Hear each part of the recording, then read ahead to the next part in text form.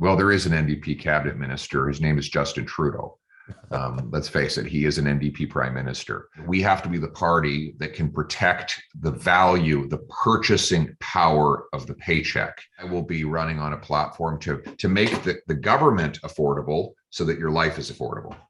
His launch for the Conservative leadership went off like a rocket a couple of months back. Pierre Poilievre continues to crisscross the country looking for support in all corners. But the big question I have for him as he joins me now is, why is he running? Pierre, thanks for taking some time. And let me jump in with that question. Why are you running to be leader of the Conservative Party of Canada? To put people back in control of their lives by making Canada the freest country on earth. Okay, so flesh that out a bit. What does that mean? Give people back control of their lives. When I've seen you make that statement, I see the social media reaction. I shouldn't have to be given control. There's people angry over COVID measures. There's people talking about economic issues. What do you mean by that? Well, people feel like they've lost control of their lives right now.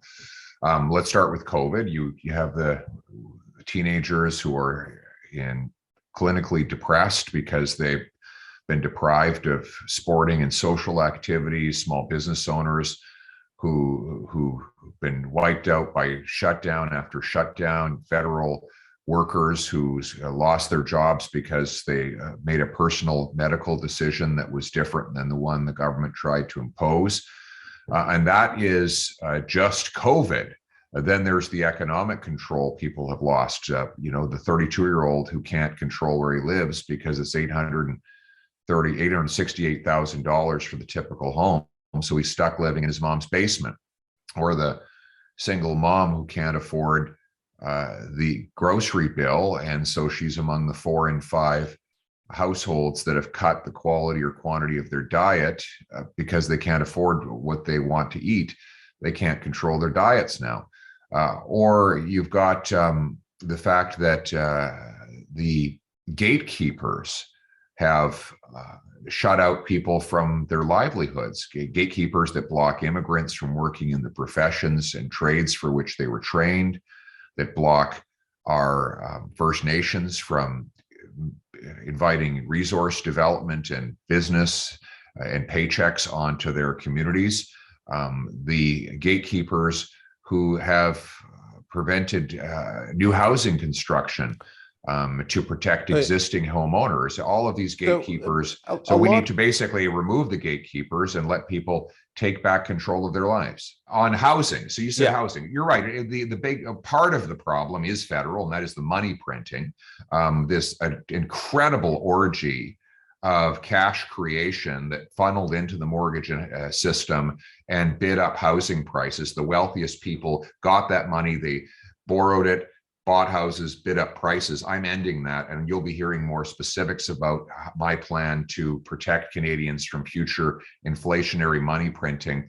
But at a local level, it takes 7 years to get a building permit from the time you buy to the time you build. And that's why we have the lowest number of housing units per capita in the G7, which is crazy given that we have the biggest country in the G7, the most land.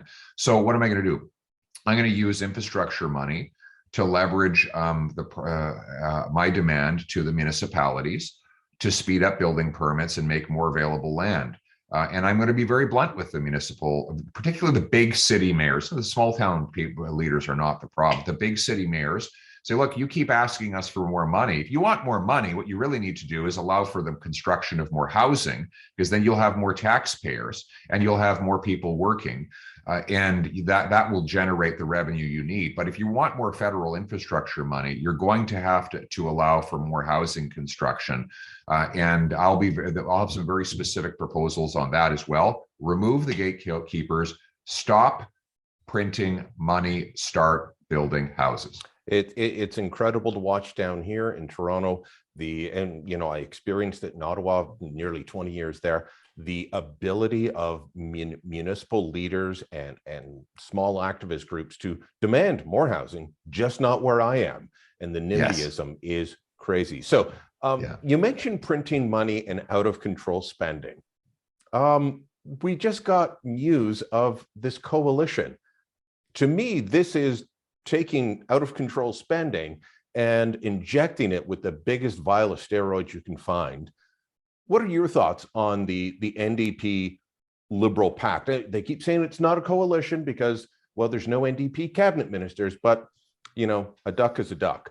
What's your reaction to it? Yeah. Well, there is an NDP cabinet minister. His name is Justin Trudeau. Let's face it, he is an NDP prime minister.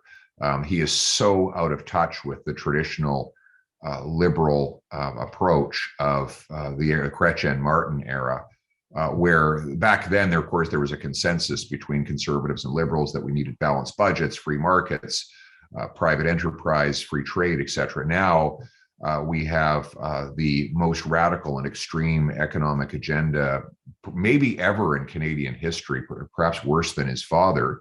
And there'll be more incentive for him to spend, to grow the state and to control people's lives.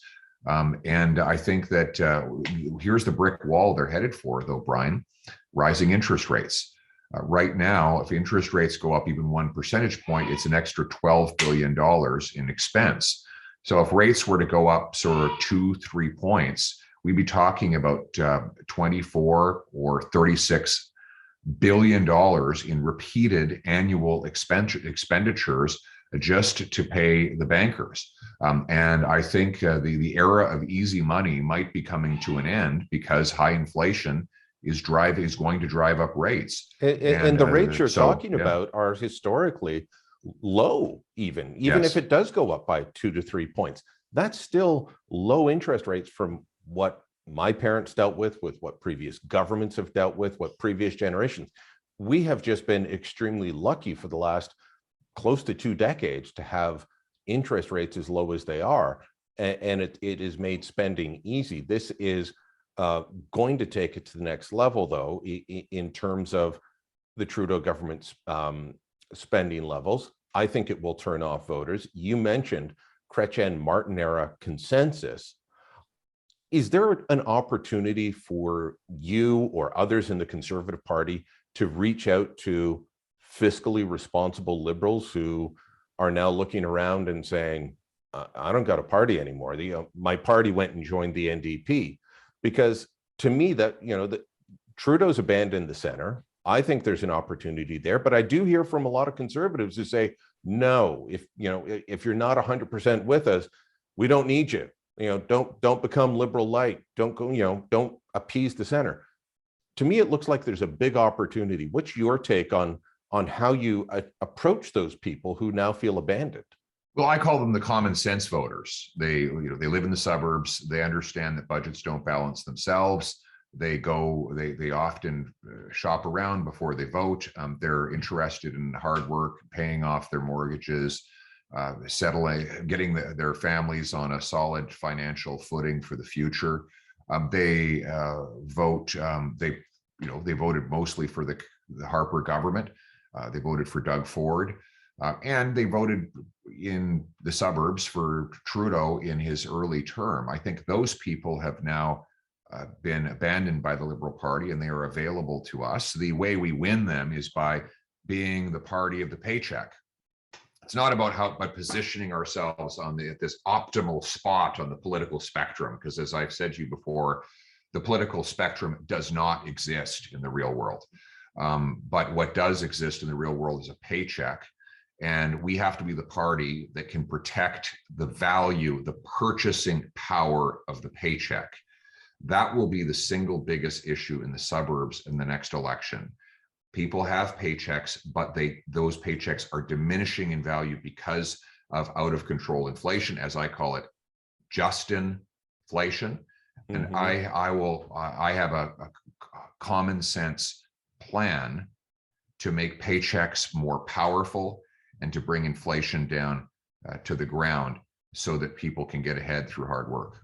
The sense that I get from voters like you're describing is that the desire maybe for balanced books is not as strong as it once was because they're just worried about their paycheck. They're worried about inflation. They just want to know, is there an opportunity? I think that's the future on economic side for the Conservatives is how do you get people to the point where they feel like they have an opportunity, they feel like they have a paycheck. Okay, now things are good. We can look after the federal books. We can balance them. Once I'm not panicked about absolutely everything. How do you get people to that point? What policies are you looking for to protect the paycheck, to give people a sense of economic optimism again? So, first of all, I think the reason why people weren't worried about deficits is because both interest rates and inflation were low for a very long time. When we've seen historically that when interest rates rise and inflation goes up, then people start to worry about deficits because they start to experience it, right? Like a reading about a multi-billion-dollar deficit in Ottawa is an abstraction if you're not paying for it. But deficits are now driving inflation. There's no debate about that. The parliamentary budget officer testified to that effect in committee about 2 months ago. And he said that the additional $100 billion that the Trudeau government plans to pile on to its budget spending over the next 3 years will be inflationary. So now people are paying for the deficit in real time, not down the road sometime, but in the present situation. So I think the case for returning to balanced budgets and common sense is stronger than ever before. And as interest rates rise, it will get stronger still because, of course, deficits increase interest rates because governments compete for scarce credit and drive up rates when they're borrowing a lot of money. So I will be running on a platform to make the government affordable so that your life is affordable. Is that the main way that you make life affordable and protect the paycheck? Because that's what I'm trying to figure out. How do you protect the paycheck? How do you give people economic opportunity at a time when things are precarious around the whole world, but here in Canada too, precarious? Yes. Well, first of all, we have to stop the inflationary deficits and taxes. I will cancel the carbon tax on gas, home heating, and fuel. That tax has never been more unpopular than it is now. It's going up on April 1st. This is where I disagree with two of my leadership contenders. They support the carbon tax. I oppose it. And we need to be the party of low consumption taxes to make things more affordable so paychecks go further. But in addition to that, we have to start creating more of the stuff cash buys. If we generate more energy in Canada, grow more affordable food, and remove the gatekeepers to build more houses, then we'll have greater supply of those goods that money buys and make them more affordable.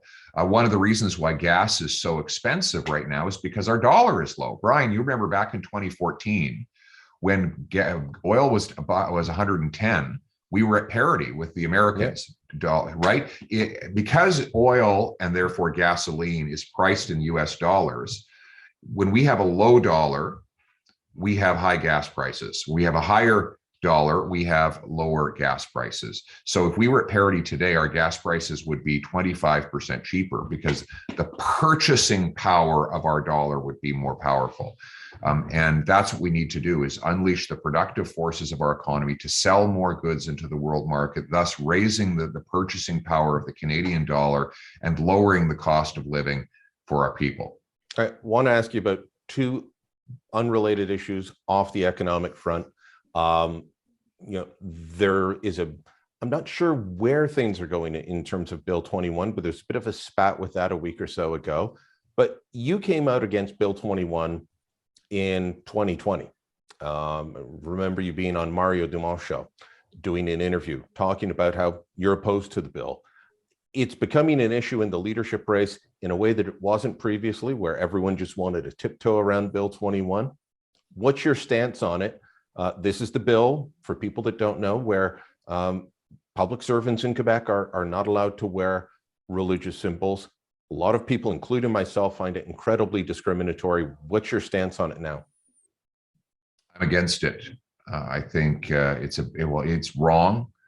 I'm in favor of religious freedom, including the freedom of religious expression. I don't think government should tell people what to wear. While I recognize Quebec's right to make its own laws within provincial jurisdiction, I strongly encourage Quebecers to repeal this law. Would you support a court challenge? There's government programs that exist to challenge laws in charter cases. Would you back that? I think that the opposition should come from Quebecers themselves. I think it's more powerful when it does.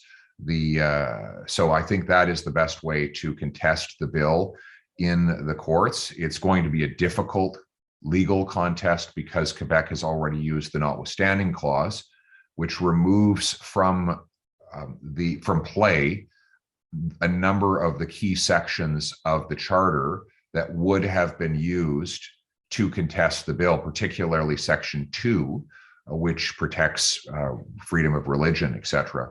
So it's going to be a difficult case to make in court, not an impossible one. I hope that it succeeds, but I think it's best if the contest comes from Quebecers themselves. The biggest international issue right now is, of course, Ukraine, which is driving also some of the economic issues that we discussed, inflation, price of gas. It's going to impact the price of food. So much of the world's wheat, corn supply comes from Russia and Ukraine. So much of the fertilizer capacity comes from those two countries as well. Is Canada doing enough in terms of helping Ukraine? Should we be doing more? Should we be advocating for a no-fly zone?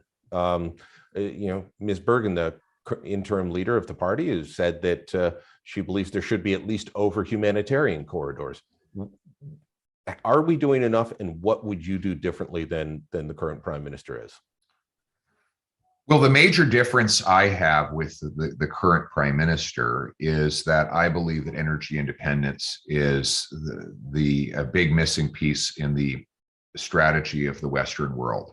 Of course, the reason that Putin was able to finance this military invasion is because he had such a lock on the European energy market. He was supplying the major European countries with natural gas and oil that Canada could be selling Europe. And so I think we need to expedite the approval of energy projects right across this country, starting with the LNG Newfoundland project, which would pump oil through a pipeline from the Jeanne d'Arc oil field to the coast of Newfoundland, where it'd be cooled to minus 161 degrees on a floating vessel, put on a ship and sent to Europe to help Europeans get off of Russian gas. I'd also indicate that I support reopening the LNG Saguenay project, and I do support, in principle, the idea of an east-west pipeline from Western Canada to the Irving refinery in St. John, so that we can not only supply East Coast Canada with Canadian oil, but also export more of our energy to Europe across the Atlantic. Newfoundland is the closest point in all of North America to Europe. And of course, the maritime provinces are not that much further. So we have an enormous transportation advantage. All that stands in the way, of course, is the government gatekeepers who've prevented us from developing our resources. So I would open the gates and allow more energy production so we can take back control of our energy. It was shocking to me to watch Prime Minister Trudeau be asked that question while standing next to Boris Johnson. Boris Johnson, very committed to carbon taxes and climate change, stood there and said he would stand by all of those policies, but yes, he would increase domestic production. And Justin Trudeau talked about renewables. That was a shocking moment for me. Our European allies are calling out for more energy, and we're just not willing to give it. All right, drop a comment down below. Let us know what you think. And of course, share this on social media and subscribe to the channel.